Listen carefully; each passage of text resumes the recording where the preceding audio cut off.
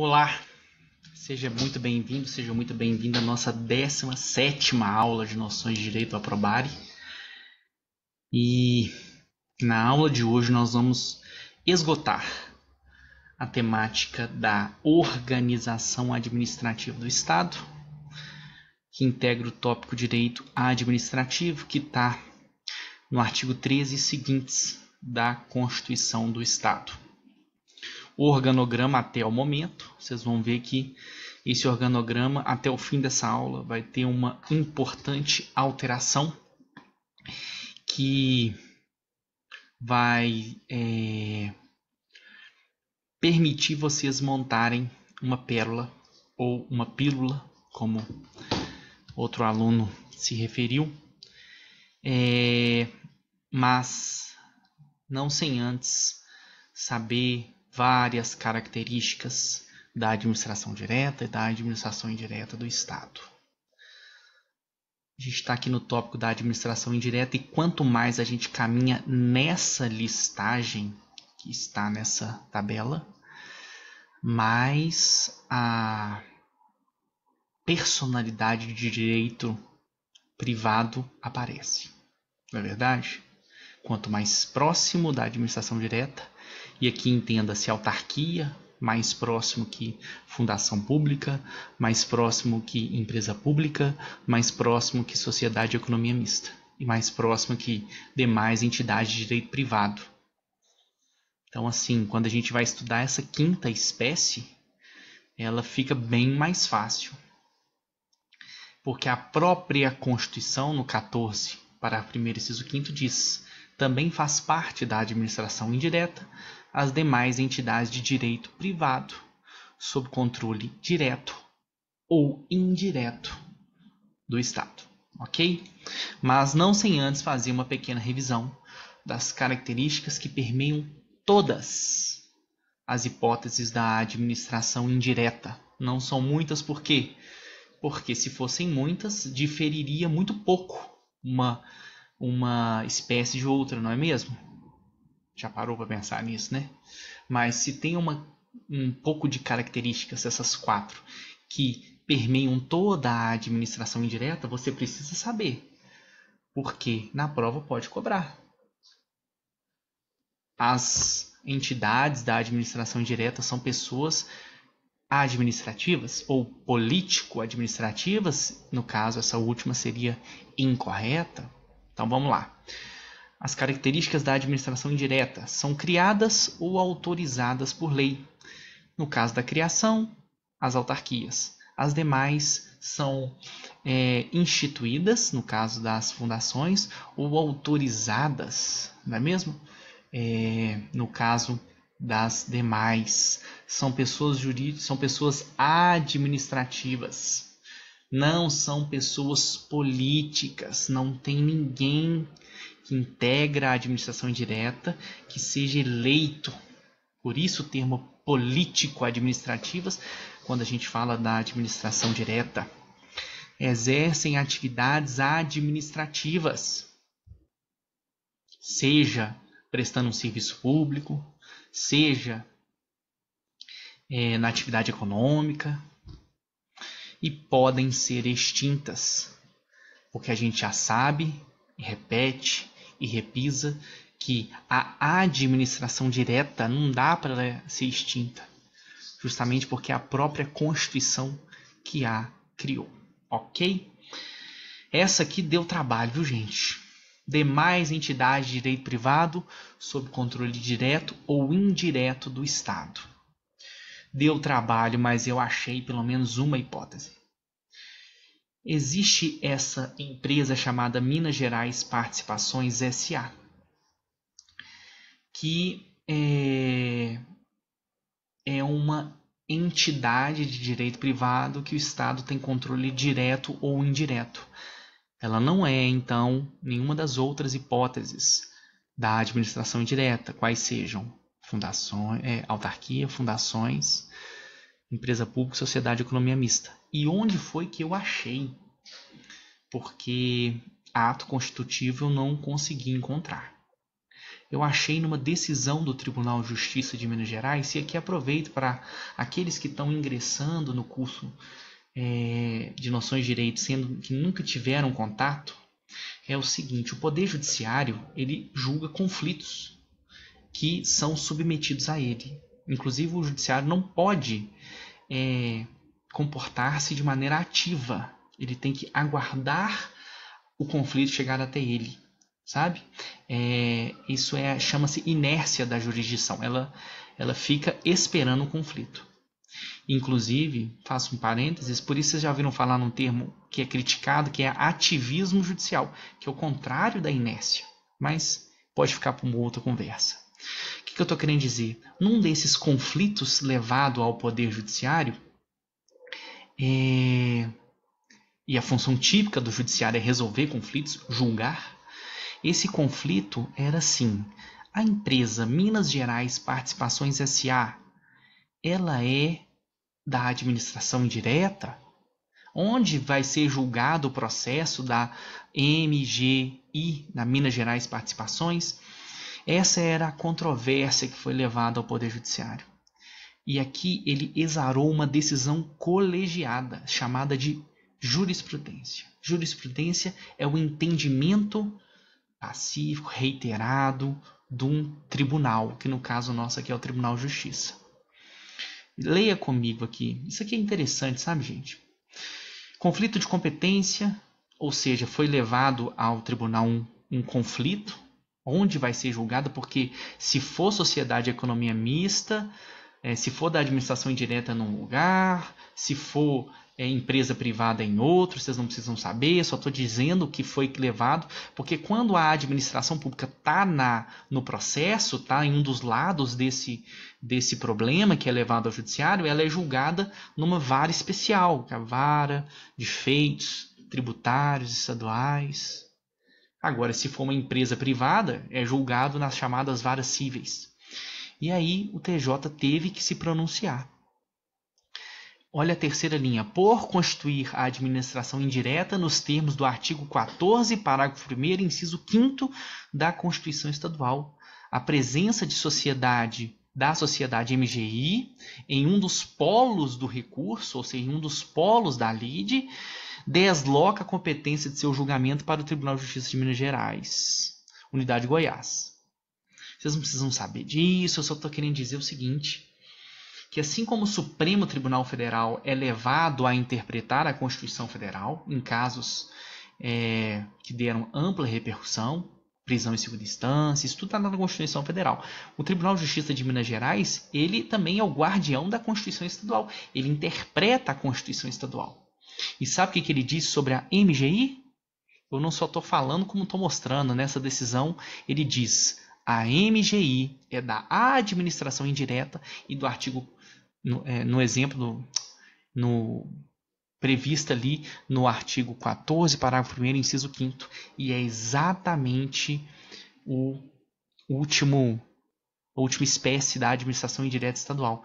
Esse verbete não tem na Constituição Federal. A Constituição Federal ela para na sociedade de economia mista. Isso é uma grande diferença da Constituição estadual com a Constituição Federal.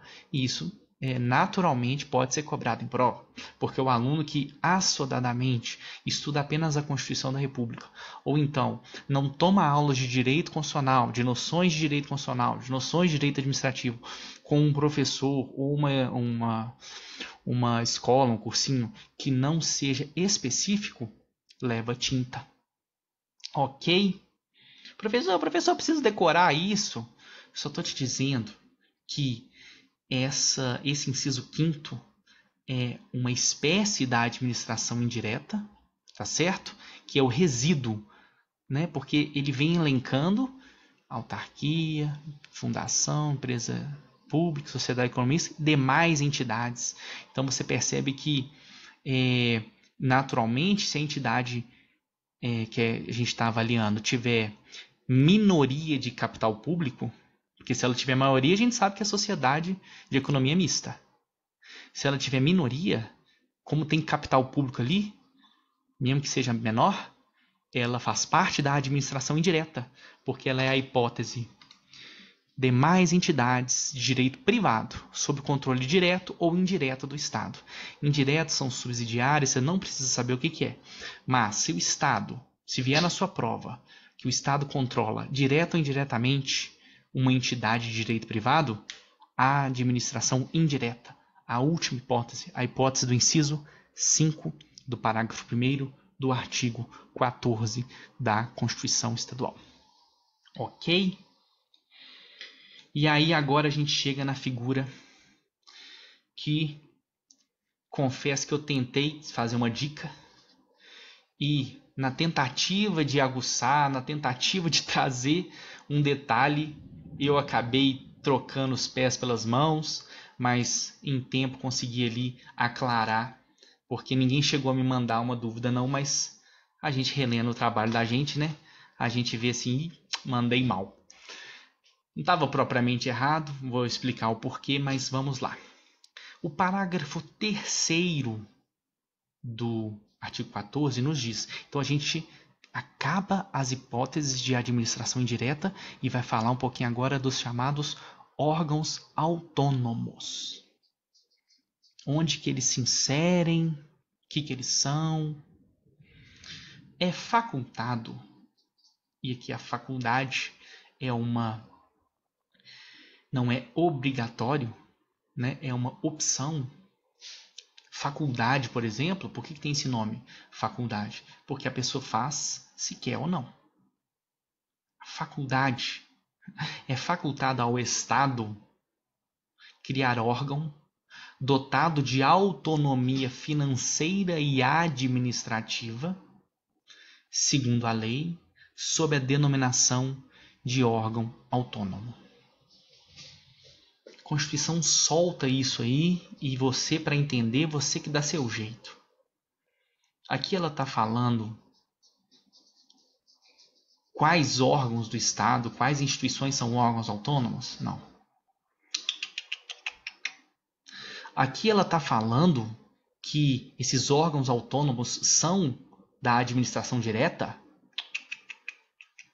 Sobre a perspectiva da Constituição, não está falando isso. Aqui está falando que o Estado pode criar órgão e esse órgão que ele criar vai ter uma autonomia diferenciada, autonomia financeira e administrativa.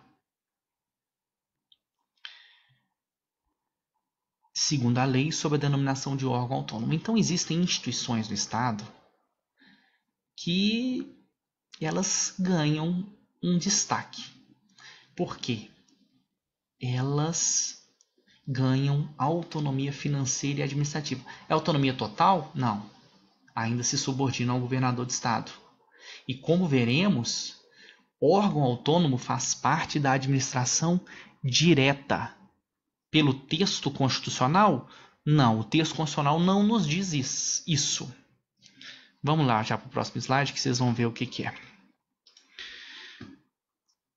Polícia Militar, Corpo de Bombeiros Militar, Polícia Civil, Advocacia Geral do Estado, instituições de peso. Elas são órgãos autônomos. Integram a administração direta por força do artigo 11 da Lei Estadual 23.304, que estabelece a organização administrativa do Estado. Então, o que você tem que saber aqui? Que existe a figura do órgão autônomo. O órgão autônomo é uma faculdade que o Estado pode criar ou não.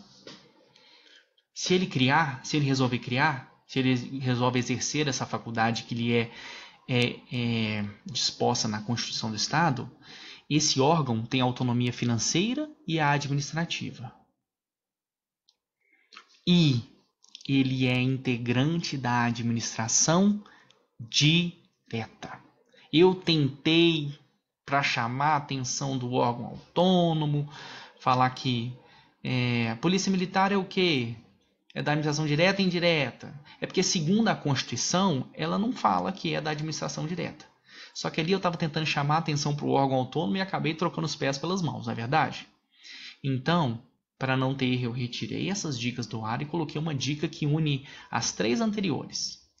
Então, Polícia Militar, Corpo de Bombeiros Militar, Polícia Civil e AGE são exemplos de órgãos autônomos. Esses órgãos autônomos têm autonomia financeira e administrativa. Integram a administração direta, segundo uma lei estadual. Ok? Então, se perguntar na prova, Polícia Militar de Minas Gerais é órgão autônomo e integrante da administração direta.